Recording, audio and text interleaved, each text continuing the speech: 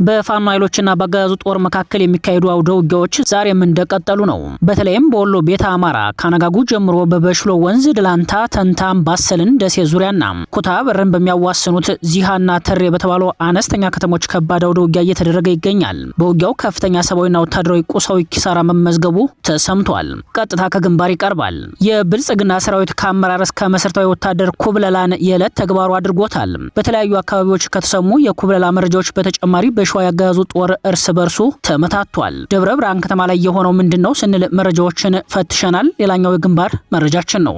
የብልጽግና ጦር በስድስት ግንባር በሰሜን ኢትዮጵያ ጦሩን በአዲስ መልኩ በማስገባት ላይ መሆኑን የሚያመላክቱ ወታደራዊ መረጃዎች ወጥተዋል። የጠቅላይ ሚኒስትሩ አማካሪ ደግሞ የጽምዶ መስረታ ዓላማ መከላከያ ወደ ኤርትራ እንዳይገባ ለመከላከል ነው ብለዋል። ጌታቸው አስበውበትም ይሁን በስሜት የብልጽግናውን አጋዝ የጦር እቅድ አጋልጠዋል። ይደመጣል። በጋምቤላ ከተማ ሌላ የተኩስ ልውውጥ መካሄዱ ተሰምቷል። መነሻውን ከደቡብ ሱዳን ያደረገ ጦር መሳሪያም ገብቷል። ከነሽ መልስ አብዲሳና ከጫካው ኦነግ ሸኔ በተጨማሪ በደቡብ ሱዳን ጦር ወታደራዊ የጦር ሰፈራቸው የፈረሰባቸው የግብጽ ወታደሮች በጋምቤላ ግጭት እጃቸው በረጅሙ በመታየት ላይ ነው ተብሏል። ለሰዓቱ የመረጥንላችሁ ቀጠናዊ የመረጃ ትንታኔያችን ነው። ሰላም ጤና ይስጥልን ውድ የጣና ቲቪ ተከታታይ ቤተሰቦቻችን፣ አብራችሁን ስትቆዩ እነዚህና ሌሎች ዝርዝር መረጃዎችን ታደምጣላችሁ። አክብሮታዊ ግብዣችንን በማስቀደም ወደ ሰዓቱ ዜናና መረጃዎቻችን እናመራለን። የፋኖ ኃይሎች በወሎ ቤተ አማራ በበሽሎ ቀጠና አዲስ የውጊያ ግንባር ሲከፍቱ ያጋዙ ጦር ደግሞ በሸዋ ደብረ ብርሃን ከተማ እርስ በርሱ መታኮሱ ተሰምቷል። በፋኖ ኃይሎችና በአጋዙ ጦር መካከል የሚካሄዱ አውደ ውጊያዎች ዛሬም እንደቀጠሉ ነው። በተለይም በወሎ ቤተ አማራ አዲስ የውጊያ ግንባሮች መከፈታቸውን የፋኖ ምንጮች ለጣና አረጋግጠዋል። ዛሬ ሰኔ 4 ቀን 2018 ዓ.ም በወሎ ቤተ አማራ በሽሎ ወንዝ ዚሃ ከተባለ ቦታ ከባድ ውጊያ መቀስቀሱን ያረጋገጡት የፋኖ ምንጮች በዚህ አውደ ውጊያ በርካታ ያጋዙ ሰራዊት ላይ ከባድ ሰብአዊና ወታደራዊ ቁሳዊ ኪሳራ መድረሱን ገልጸዋል። ዛሬ ካነጋጉ ጀምሮ በበሽሎ ወንዝ ደላንታ፣ ተንታን፣ አምባሰልን፣ ደሴ ዙሪያና ኩታበርን በሚያዋስኑት ዚሃና ተሬ በተባሉ አነስተኛ ከተሞች ከባድ አውደ ውጊያ እየተደረገ ይገኛል። የዚህን አውደ ውጊያ ውሎና ሌሎች አፍላይ ግንባር መረጃዎችን ዘጋቢያችን እንደሚከተለው ያደርሰናል። ሰላም ጤና ይስጥልን ውድ የጣና ቲቪ አድማጭ ተመልካቾች እንደምን ዋላችሁ። ወደ ሰዓቱ የግንባር ዜናዎች ስናመራ በወሎ ቤተ አማራ በበሽሎ ወንዝ ዚሃ ከተባለ ቦታ ላይ ከባድ ውጊያ ሲካሄድ በርካታ ያገዛዙ ሰራዊቶች ላይ ከባድ ሰብአዊና ቁሳዊ ኪሳራ መድረሱ ተገልጿል።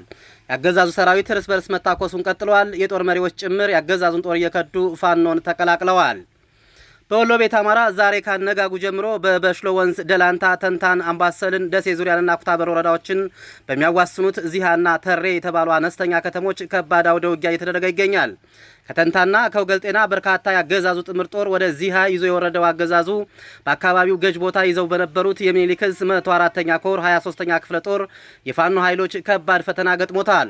በአካባቢው የጣና ምንጮች በደረሰ መረጃ መሰረት ይህ ዜና የተጠናቀረ ባለበት ሰዓት አውደ ውጊያ የቀጠለ ሲሆን ያገዛዙ ሰራዊት በ3 አምቡላንስ ሙትና ቁስለኛውን ወደ ወገልጤና ሆስፒታል ቢያስገባም ከዚህም አልፎ የህዝብ ማመላለሻ አውቶቡሶችን መንገድ ላይ በማስገደድ አስከሬንና ቁስለኛ ከተሳፋሪው መንገደኛ ጋር እየጫነ መሆኑን ገልጸውልናል። በዙ 23 በሞርታርና በድሽቃ የታጀበው አውደ ውጊያ ከፋኖ በኩልም በሞርታር አገዛዙ ሰራዊት ላይ ከባድ ኪሳራ መድረሱን ከቦታው የደረሰ መረጃ ያመላክታል። አገዛዙ ከተንታና ወገልጤና ያስገባው ሰራዊት ክፉኛ ስለተጎዳበትና የተቆረጠ ኃይል በመኖሩ ተጨማሪ ኃይል በኩታበር ቢያስገባም የተለያየ ላይ በሌላ የፋኖ አሃድ ተኩስ ተከፍቶበት በመቆረጡ ቀድመው በተለይም በወገልጤና ወደዚህ የገቡት ያገዛዙ የብልጽግና የመከላከያ የአድማ ብተናና የሚኒሻ አባላት ላይ በተወሰደው እርምጃ አብዛኛዎቹ መገደላቸውንና በርካቶች መቁሰላቸውን የፋኖ ምንጮች ገልጸዋል። በዚሁ ቀጠና አፋብን ወሎ ቤተ አማራ ሚኒሊክ ዕዝ 105ኛ ኮር በሰራው ሰራዊት የማንቃትና ያገዛዙን ጦር የማፍረስ ስራ ውጤታማ መሆኑ ተገልጿል። የብልጽግና ስልጣን ጠባቂ ሰራዊት ከአመራር እስከ መሰረታዊ ወታደር እንደ እምቧይ ካብ እየተናደ ነው። 11ኛ ዕዝ የ104ኛ ኮር 9ኛ ክፍለ ጦርም እየፈረሰ ይገኛል ሲል ኮሩ ገልጿል። አገዛዙ በትምህርት ቤትና በሌሎችም ቦታዎች ላይ እያፈሰ ያስገባቸው ወታደሮች በእኛ ውድ ህይወት የአምባገነኖች ስልጣን አናጸናም በማለት ወደ ፋኖ መቀጠላቸውን የ105ኛ ኮር በግንባር መረጃው ላይ ገልጿል። ትናንት ሰኔ 3 2018 ዓ.ም አትሮንስ ሻለቃ የተቀላቀለው 50 አለቃ ካሳሁን ኃይሌ የድሽቃ ምድብተኛ ሻምበል መሪ ነው። 50 አለቃ ካሳሁን ኃይሌ ስላገዛዙ አሁናዊ ቁመና ሲናገር ለምንና በምን ምክንያት እንደሚዋጋ የማያውቅ ዓላማ የሌለውና የጥቂት ግለሰቦችን ስልጣን ለማስከበር መተኪያ የሌላት አንድያ ህይወቱን የሚገብር በመሆኑ መላው ሰራዊት በደመ ነፍስ የሚቅበዘበዝ ሆኗል። ሞራሉም ዋዥቋል። ወታደር የሞራል ስንቅ ካታጠቀ ደግሞ በአውደ ውጊያው የሽንፈት ጽዋ ቢጎነጭ የሚደንቅ አይደለም ብሏል ሲል ኮሩ በግንባር መረጃው ላይ ገልጿል። በዚሁ ቀጠና የአማራ ፋኖ ብሔራዊ ንቅናቄ አፋብን ወሎ ቤት አማራ ምኒልክ ዕዝ 303ኛ አካል የሆነው 19ኛ ክፍለ ጦርን የተቀላቀሉ 10 አለቃ ማረ ተፈራና ጓደኛው ከ34ኛ ክፍለ ጦር 4ኛ ሬጅመንት በመውጣት የፋኖን ቤት የተቀላቀሉ ሲሆን መከላከያ አሁን ባለው ቁመና የመዋጋት አቅም እንደሌለውና ሰራዊቱም በፍጹም መሰላቸትና በከባድ የስነ ልቦና ውድቀት ላይ እንደሚገኙ ገልጸዋል። በሌላ መረጃ 303ኛ ግዙፍ አሳምነው ኮር አካል የሆነው 30ኛ ክፍለ ጦርን የተቀላቀለው 13ኛ ዕዝ ኦፕሬተር የነበሩት መሰረታዊ ወታደር ማሪሁን ጌታ፣ መሰረታዊ ወታደር ዮሴፍ አዱኛው፣ መሰረታዊ ወታደር ቴድሮስ ጥላሁን ሁላቸውንም ቤተሰቦቻቸው ልከው ከሚያስተምሯቸው ኮሌጅ ላይ በማፈን ወደ ማሰልጠኛ በማስገባት ተገደው የገቡ እንደሆኑ ገልጸው ያገዛዙን ጓዳ ከፈተሹና ከመረመሩ በኋላ ለቤተሰቦቻቸውና ወንድም እህቶቻቸው ማጥፊያን ስርዓት ተቋም አናገለግልም በማለት ፋኖን እንደተቀላቀሉ ተናግረዋል። ስቦ በማስከዳት ስርዓቱን ከማፍረስ ጋር ተያይዞ ከመስከረም 14 2018 ዓ.ም ዘመቻ አደማሊ አባናደው ጨምሮ ለተከታታይ 8 ወራት ከ850 በላይ ያገዛዙ ሰራዊት መከላከያ፣ አድማ ብተና፣ ፖሊስ እና ሚኒሻ ስርዓቱ አገልጋይ ካቢኔ አባላት 303ኛ ግዙፍ አሳምነው ኮርን ፋኖ የተቀላቀሉ ሲሆን አሁንም አረፈደም ቀሪው ያገዛዙ ሰራዊትም በፍጥነት ፋኖን በመቀላቀል ህይወቱን እንዲታደግ ሲል የኮሩ ፖለቲካ መምሪያ ኃላፊ አርበኛ በሪሁን ደምሌ ጥሪ አቅርቧል። በሸዋ ቀጠና ደግሞ የብልጽግና አገዛዝ ሰራዊት እርስ በርሱ መታኮሱንና መበተኑን ቀጥሎበታል። የአፋብን ሸዋ ጠቅላይ ግዛት አሳምነው ዕዝ ብትር መቋቋም ያቃተው ያገዛዙ ኃይል በመጨረሻም እርስ በርሱ በመጠራጠር እየተመታታ እየተበተነ መሆኑን የግንባር መረጃዎች ጠቁመዋል። በመፈራረስ ላይ የሚገኘው የብልጽግና ቡድን በደብረ ብርሃን ከተማ እርስ በርስ በመታኮስ መጠፋፋቱ እንደቀጠለ ሲሆን ይህንንም ክፍተት በመጠቀም ቀኜ የሚፈለገውን ኃይል ላይ እርምጃ ወስዷል ተብሏል። ትናንት ማለትም በቀን 3 2018 ዓ.ም ከረፋዱ 5 ሰዓት ተኩል ገዳማ ላይ በደብረ ብርሃን ከተማ ስር በሚገኙት በሁለቱ ክፍለ ከተሞች ማለትም በአፄ ዘርዓ ያዕቆብ ክፍለ ከተማና እቴጌ ጣይቱ ክፍለ ከተማ በነበረ ያገዛዙ የእርስ በርስ ተኩስን በመጠቀም ለደህንነታቸው ሲባል ስማቸውን የማንጠቅሰው የውስጥ ቀኝ አባሎች በወሰዱት እርምጃ የቆሰሉ እንዳሉ ቢታወቅም በነበረው የተኩስ ልውውጥ 2 የሚሊሻ አባላትና 1 የፖሊስ አባል ሲገደሉ በነበረው የተኩስ ልውውጥ ውስጥ በጉር በድንብሩ መውጫ መግቢያ የጠፋው ያገዛዙ ኃይል ከጉዳዩ ጋር ምንም የማያገናኛት አንዲት ንጹሃን ከከተማ ነዋሪ ላይ በመተኮስ ያቆሰላት መሆኑን በሕክምና እርዳታ ውስጥ እንዳለች መሆኑን ተረጋግጧል። ይህ ያገዛዙ ኃይል ወደ አለመተማመን የገባና በመጨረሻም እርስ በርሱ በመጠፋፋቱ ወደ ለየለት መታኮስ የሚያመራና የማይቀር በመሆኑ አሁንም ወደ ቤተሰብ የመቀላቀሉ እድላቸውን የተጠቀሙ ወደ ፋኖ የሚገቡ የሚኒሻና የአድማ ብተና አባላት ቁጥር እንደቀጠለ ነው። ይህን እድላችሁን ሁላችሁም አገዛዙ መጠቀሚያ ኃይል አባላት ተጠቀሙ ዘንድ ውስን ጊዜ ያላችሁ ሲል ሸዋ ጠቅላይ ግዛት አሳምነው ዕዝ ህዝብ ግንኙነት መምሪያ በግንባር መረጃው ላይ ገልጿል። ለጥንቅሩ ተስፋዬ ልሳኑ ነኝ ከዚያው ከትግሉ ሜዳ። የብልጽግና ጦር በ6 ግንባር በሰሜን ኢትዮጵያ ጦሩን በአዲስ መልኩ በማስገባት ላይ መሆኑ ተጠቆመ። የጠቅላይ ሚኒስትሩ አማካሪ ደግሞ የጽምዶ መስረታ ዓላማ መከላከያ ወደ ኤርትራ እንዳይገባ ለመከላከል ነው ብለዋል። ብልጽግና ጦሩን በአዲስ መልክ በማንቀሳቀስ ላይ መሆኑ ተሰምቷል። ወታደራዊ መረጃዎች እንደሚያመላክቱት የብልጽግና ሰራዊት በአዲስ መልኩ በ6 ዋና ዋና ግንባሮች ጦሩን አደራጅቷል። ከ6ቱ ግንባሮች ውስጥ 4ቱ በአማራ ግዛቶች እንደሚገኙ ተጠቁሟል። አንደኛው ግንባር በወሎ ቤት አማራ የእጁ ራያ ቀጠና ያለው ሲሆን ሁለተኛው ግንባር ከላስታ ይዞ ግህምራ አበርገሌ ሆኗል። ሶስተኛው ግንባር ደግሞ የሁመራ ሱዳን ግንባር ሲሆን አራተኛው ግንባር ከጠለምት ይዞ የተከዜ መስመርን በመከተል የሚወርደው የወልቃይት አዲጎሹ ግንባር እንደሆነ በወታደራዊ መረጃው ላይ ተመላክቷል። ቀሪ ሁለቱ የጦር ግንባሮች ደግሞ በራያ ቆላማ ቀጠናዎች ትይዩ ከአፋር አዋሳኝ በኩል የሚነሱ ሲሆን አምስተኛው ግንባር የሆነው በራያ ቢሶበርና ራያ ጨርጨር ትይዩ የሚገኙ ቀጠናዎች እንዲሁም የደቡብ ምስራቅ ትግራይ ቦታዎችን ይዞ ለመቀሌ ትይዩ በሆኑ በ100 ኪሎ ሜትር ርቀት ባሉ የአፋር አዋሳኝ የሚገኘው ቀጠና እንደሆነ የጠቆሙት ወታደራዊ ምንጮች የመጨረሻውና ወሳኙ ግንባር በአፋር ቡሬ በኩል በኤርትራ አሰብ ትይዩ እንደሆነ ጠቁመዋል። በእነዚህ 6 ግንባሮች አዲስ ኃይሉን ያስገባው ብልጽግና በተመሳሳይ መልኩ ህወሓትም ጦሩን ወደ ራያ አፋር አዋሳኝና ተከዜ ቀጠናዎች ማስጠጋቱ ተሰምቷል። በተለይም በወሎ ቤት አማራ ዋግ ህብራ በኩል ያለው ካገው ሸንጎ ታጣቂ ኃይሎች ጋር የተቆጣጠሩትን 2 ወረዳዎች ላይ ተጨማሪ ጦር ማስገባታቸው ነው የታወቀው። አበርገሌና ጻግብጂ የተሰኙ 2 ወረዳዎችን በውጊያ መቆጣጠራቸውን ተከትሎ ብልጽግና በዚህ ቀጠና ተጨማሪ ኃይል እንዳስገባ ተጠቁሟል። የብልጽግና አየር ኃይል ባለፈው ግንቦት 28ና ሰኔ 1 ቀን በ3 ቀናት ልዩነት በወሰዳቸው ተከታታይ የድሮን ጥቃቶች በህወሓት ታጣቂ ኃይሎች ከደረሰው ሰብአዊና ወታደራዊ ቁሳዊ ጉዳት በተጨማሪ በክልሉ ውስጥ የባንክ አገልግሎቶች፣ የነዳጅ አቅርቦት፣ የትራንስፖርትና የሕክምና ቁሳቁስ እንቅስቃሴ ላይ ከፍተኛ መዛባት እንደፈጠረ ተመላክቷል። በተለይም በህዝቡ ዘንድ ዳግም ጦርነት ሊቀሰቀስ ይችላል በሚል ስጋት ጥሬ ገንዘብ ለመያዝ የሚደረገው ሩጫ የገንዘብ አቅርቦት ችግርን እንደፈጠረ የተናገሩት ምንጮች ገበያው በከፍተኛ ሁናቴ የዋጋ ጭማሪ ማሳየቱን ገልጸዋል። ሁኔታዎች የጦርነቱን የመጨረሻ ደረጃ እንደሚያሳዩ ነው ምንጮች አክለው የጠቆሙ። ይህ በእንዲህ እንዳለ የአብይ አህመድ የምስራቅ አፍሪካ ጉዳዮች አማካሪ ጌታቸው ረዳ የኤርትራ መንግስትና ህወሓት የመሰረቱት ጽምዶ መከላከያን ወደ ኤርትራ እንዳይገባ ለመከላከል በማሰብ ነው ሲሉ ተሰምተዋል። ጌታቸው ሮማናት ኦንላይን ከተባለ የበይነ መረብ ሚዲያ ጋር በነበራቸው ቆይታ ጽምዶን ማዕከል አድርገው የብልጽግናን ቀጠናዊ የጦርነት ነጋሪት ጉሰማ በሰፊው አስተጋብተዋል። ጌታቸው የጽምዶ መመስረት ዓላማ መከላከያ ሰራዊት ወደ ደቡብ የኤርትራ ክፍል እንዳይጠጋ ለማድረግ የታሰበ ኮሪደር ወይም በፈር ዞን ነው ያሉ ሲሆን አክለውም ይህ በውትድርና ቋንቋ ስትራቴጂ ዲብዝ ይባላል ሲሉ ማብራሪያ ሰጥተዋል። ይህንን ተከትሎ የጌታቸው የማብራሪያ አውድ ትኩረት ስቧል። ከኤርትራ ጋር ወደ ጦርነት ከተገባ ኤርትራ በጂኦግራፊ ጠባብ ሀገር ስለሆነች በኢትዮ ኤርትራ ድንበር በዛላምበሳ አቅጣጫ ሊጀመር የሚችል ውጊያ ወደ ኤርትራ ግዛት እንዳይገባ የኤርትራ መንግስት በጽምዶ ጥምረት አማራን ጦር ሜዳ የማድረግ እቅድ አለው ሲሉ ገልጸዋል። በጌታቸው አገላለጽ የኤርትራ መንግስት ጦርነቱ ወሎ አካባቢ ካልሆነም በትግራይ ግዛት እንዲካሄድ ይፈለጋል። በሌላ አቅጣጫ ህወሓት የትግራይ ወጣትን የሱዳን ወታደር ተዋጊ እንዲሆን ማድረጉን ገልጸው ዓላማውም በወልቃይት ውጊያ ከተጀመረ መከላከያ ወደ ትግራይ ይገባል ተብሎ ስለተገመተ ነው ብለዋል። ጌታቸው ድፍረት የተሞላበት ምላሽ በሰጡበት በዚህ ቃለ መጠይቅ አውቀውትም ይሆን ሳያውቁት ብልጽግና ጦርነቱ ቢጀመርም ወደ ኤርትራ የመግባት ዝግጁነት እንዳለው አመላክተዋል። በተመሳሳይ የኤርትራ መንግስት ስትራቴጂክ ዴብዝ ለመፍጠር ጦርነቱ ወሎ አካባቢ ካልሆነም በትግራይ ግዛት እንዲካሄድ ይፈልጋል ነው ያሉት።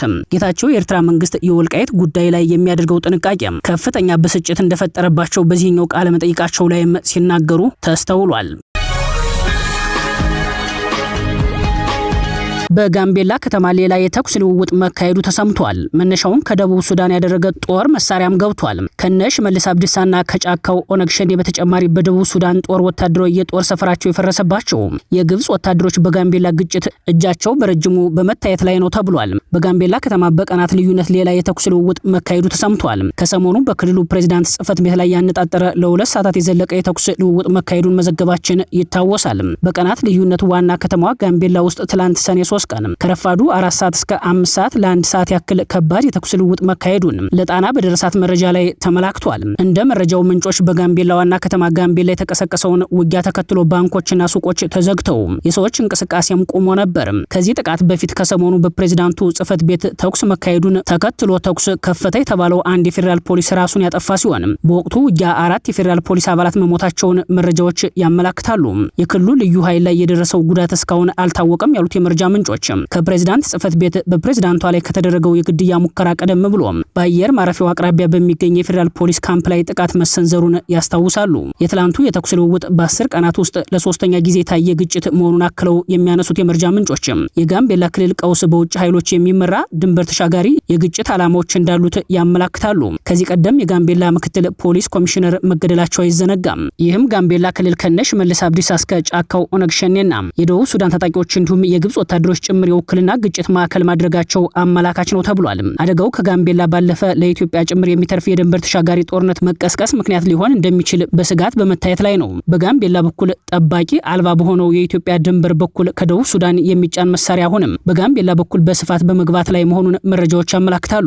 በጋምቤላ ማቆሚያ ካጣ ግጭት ጀርባ የደቡብ ሱዳን ታጣቂዎችና በቅርቡ በደቡብ ሱዳን የጦር ሰፈራቸው የፈረሰባቸው የግብጽ ወታደሮች የደህንነት መረጃ ክፍል እጃቸው እንዳለበት ተጠቁሟል። በሌላ በኩል በነሽ መልስ አብዲሳ የሚደገፉ በጫካ ውስጥ የሚገኙ የኦነግ ታጣቂዎች ጋምቤላ ክልልን የጦር ይዞታቸው አካል እንዲሆን በክልሉ በርካታ አካባቢዎች እንደሚንቀሳቀሱ ለነዋሪዎች የደህንነት ስጋት መሆናቸው ተጠቁሟል። የደቡብ ሱዳን መንግስትና የግብጽ ወታደራዊ መረጃ ክፍል የጋምቤላ ታጣቂዎችን በመደገፍ የደቡብ ሱዳን ኮሪደር መውጫ መስመርን ለመያዝ እንቅስቃሴ ላይ መሆናቸው ደግሞ የምዕራብ ኢትዮጵያን ሁኔታ የበለጠ ውስብስብ እንዳደረገው ተጠቁሟል።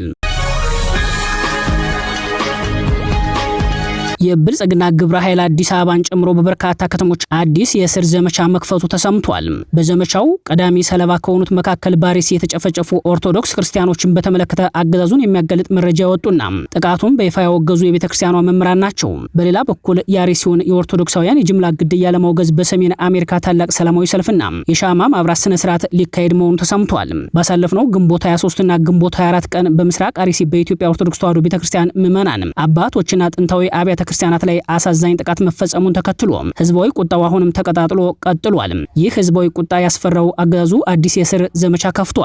የእስር ዘመቻው በዋናነት በቤተክርስቲያኗ መምህራንና የማህበራት አመራሮች እንዲሁም ጥቃቱን በይፋ በወገዙ አካላት ላይ ያነጣጠረ መሆኑን ለጣና የደረሳት መረጃ አመላክቷል። ፍትህ ለአርሲ ኦርቶዶክሳውያን በሚል ድምጻቸውን ያሰሙ ክርስቲያኖች መታሰራቸውን እንደቀጠለ ነው የሚሉት የመረጃ ምንጮች የብልጽግናው አገዛዝ ፍትህ ለአርሲ ኦርቶዶክሳውያን በሚል ድምጻቸውን ያሰሙ የቤተክርስቲያን አባቶችን፣ ዲያቆናት፣ ሰባኪያንና በተለያየ የሙያ ዘርፍ የሚገኙ ወጣቶችን እንዳሰረ መታሰራቸው ከተሰማ ሰዎች በላይ መታሰራቸው ያልተሰማ በርካታ ምዕመናን መሆናቸውን ገልጸዋል። ሰላማዊ የፍትህ ጥሪ ያቀረቡ የቤተክርስቲያኗ ልጆችን በየአቅጣጫው እያፈነ የሚገኘው አገዛዙ ለዚህ የእስር ዘመቻው በወጣቱ ዘንድ ተቀባይነት ያላቸው ሰባኪያን ላይ ልዩ ትኩረት ማድረጉ ነው የተጠቆመው። በተጨማሪም በቀጣይ ተጨማሪ የቤተክርስቲያኗ የማህበራት አመራሮችን ለማሰር እንቅስቃሴ ላይ እንደሆነው ምንጮች አክለው የጠቆሙትም በብልጽግና የደህንነት ግብረ ኃይል የሚመራው ይህ አዲስ የእስር ዘመቻ በቀጣዮቹ ቀናትም በአስከፊ ሁኔታ ይካሄዳል ተብሏል።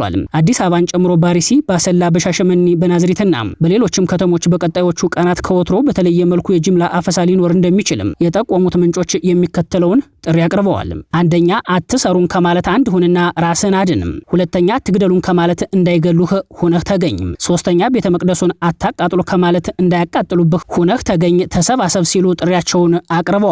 የመረጃ ምንጮች ለጣና ባደረሱት ልዩ መረጃ ላይ እንደተመላከተው ያገዙ የጸጥታ ግብረ ኃይል እስሩን የሚፈጽመው በማህበራዊ ሚዲያ መሰረቱን አድርጎ መረጃዎችን በማሰባሰብ ነው። በተለይም የሚሉት የመረጃ ምንጮች ስለ አርሲ በማህበራዊ ሚዲያ ድምጻቸውን ያሰሙ የኦርቶዶክስ ተከታይ የማህበራት መሪዎችንና ያገዙን ገመና ያጋለጡ ሌሎች አካላትን በማሰር ህዝባዊ ቁጣውን ለመግታት ተዘጋጅቷል ነው ያሉትም።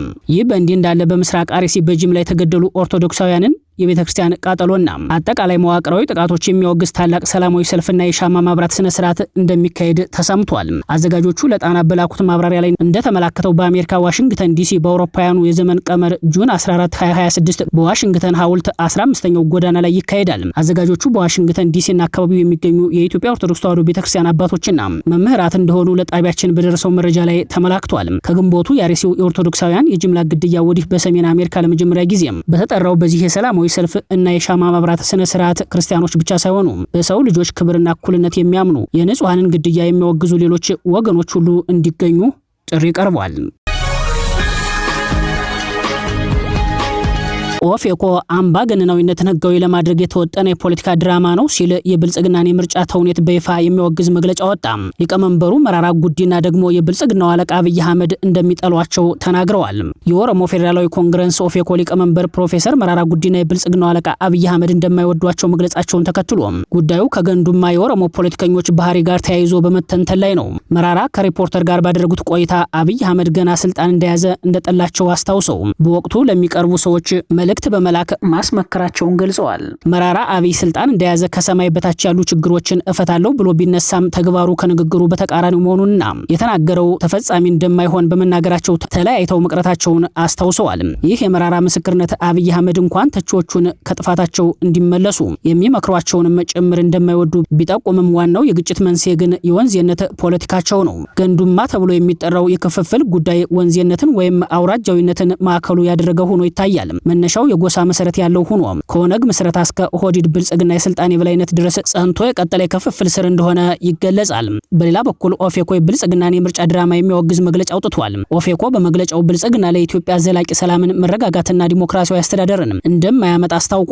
ፓርቲው ሰፋፊ የሀገሪቱ ክፍሎች ውስጥ አውዳሚ እርስ በርስ ጦርነት እየተካሄደ ባለበትም ሰፊ የፖለቲካ ጭቆና በነገሰበትና የፖለቲካ ምህዳሩ በተዘጋበት አገር ላይ በግድ የተጫነ የምርጫ ሂደት የዲሞክራሲ ምዕራፍ ሳይሆን አምባገነናዊነትን ህጋዊ ለማድረግ የተወጠነ የፖለቲካ ድራማ ነው ብሎታል።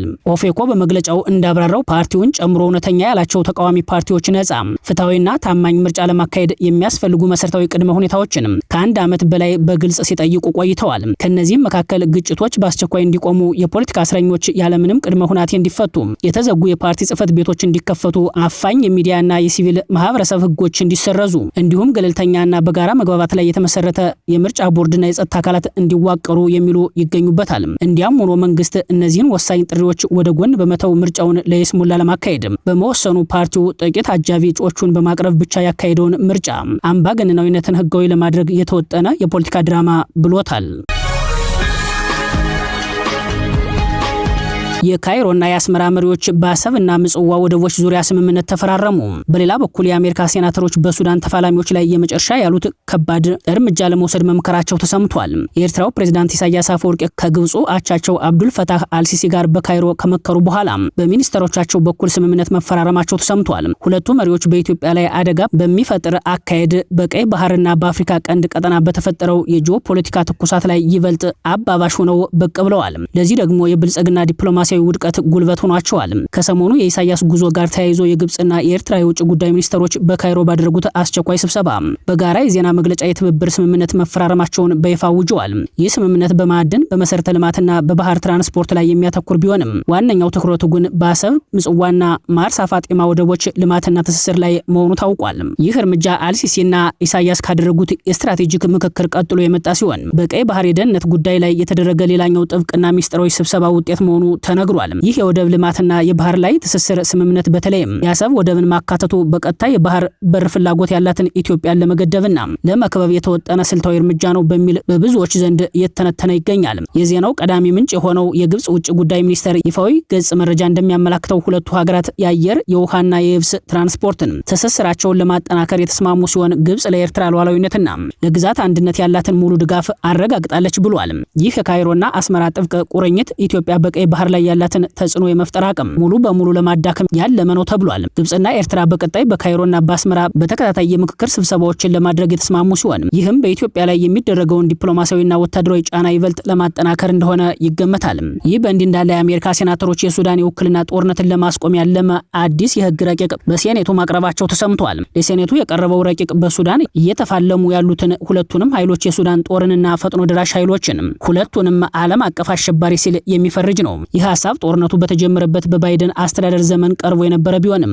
አሁን ከሁለቱም ፓርቲዎች ማለትም ሪፐብሊካንና ዲሞክራት የተውጣጡ ሴናተሮች ጉዳዩን ለመመልከት እንደ አዲስ ሐሳቡን አቅርበውታል። ረቂቁ ቆፍጠን ያለ እርምጃ በሱዳን ተፋላሚዎች ላይ እንዲወሰድ የሚጠይቅ ነው። ፒስ ኢን ሱዳን አክት የሚል ስም በተሰጠው በዚህ ረቂቅ የአሜሪካ ዋና አቃቢ ህግ፣ የስቴት ዲፓርትመንትና የአሜሪካ ፌዴራል ግምጃ ቤት ጦርነቱን ለማስቆም ሊወሰዱ የሚችሉ ማንኛውንም አይነት ጠንካራ እርምጃዎችን እንዲያጤኑ ይጠይቃል። አሜሪካ ዓለም አቀፍ የሆነ ትልቅ የኢኮኖሚ ማዕቀብ ሱዳን ላይ በመጣል የተፋላሚ ኃይሎችን የፋይናንስ ምንጮች ለማድረቅም አማራጮችን እንድታይ ይህ ሰነድ ይጠይቃል። የተጠቀሱት ተቋማት በ90 ቀናት ውስጥ የሱዳንን ጦርነት ለማስቆም የሚረዱ እርምጃዎችን አጥንተው ለኮንግረሱ የውጭ ግንኙነትና የፍትህ ኮሚቴ እንዲያቀርቡም ረቂቁ ያዛል። ይህ ረቂቅ ህግ ከጸደቀ በሱዳን ጦርነት ዙሪያ ዋሽንግተንን እስከዛሬ ከወሰደችው እርምጃዎች ሁሉ እጅግ ጠበቅ ያለውን እርምጃ በሱዳን ላይ እንድታሳርፍ ይፈቅዳል ተብሏል።